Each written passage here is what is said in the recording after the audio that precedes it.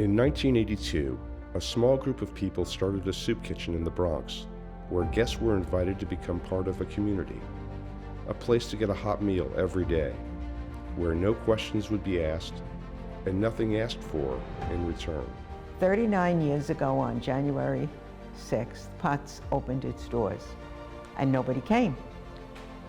And Olga, one of the women of the neighborhood, came to us and said, you have to put signs up, you have to go down by the train station, you need friends who are going to talk to those who are hungry so that they will come and trust you.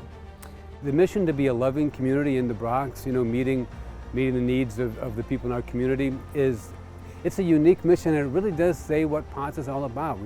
It's a loving community.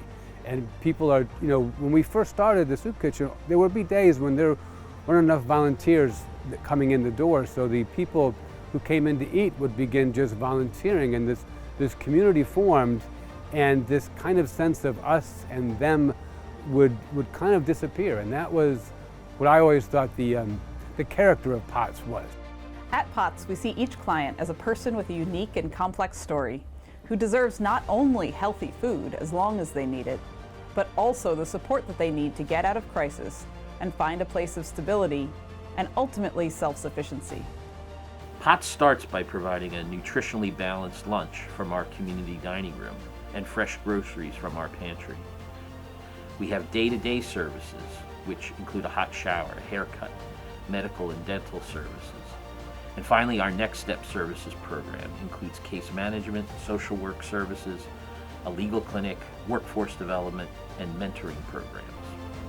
So when the pandemic hit, I watched Potts mobilize, and it was an extraordinary thing to watch. We obviously had to make adjustments. We never closed. Our level of service exploded. In a 12-month period, we served or distributed over 2.75 million meals, which is up from a record of 1.1 million meals.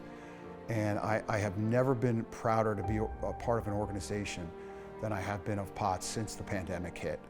We service the community at an incredible level. Unemployment in our area was over 25% at the worst. We had a lot of people we'd never seen before that showed up at our door. We found a way to help them. I've been associated with Potts for the last 27 years. I am very fortunate as coming from a client to a volunteer to a staff member. And it's one of the things that I just love about Potts is the interaction. It's the somebody genuinely caring about helping you at the core of whatever it is that you're looking for. It is really hard to hear some of the stories that come through the door, but it is also exciting to know that you might have the answers that can make a big difference in somebody's life. Potts is based in the community. Clients know us, they come to us, they refer their friends and neighbors. They know if they come here, they're going to get their needs met.